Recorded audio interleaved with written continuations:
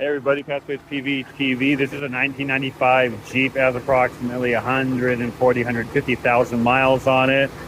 The water pump began leaking, was noisy, began leaking, had that replaced. New belt, new idler pulley, and then soon thereafter, this sound appeared.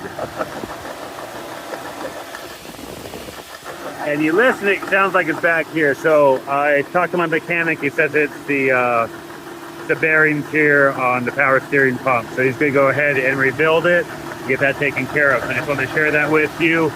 You got that strange noise, probably the bearings on your power steering pump. Rebuild or replace.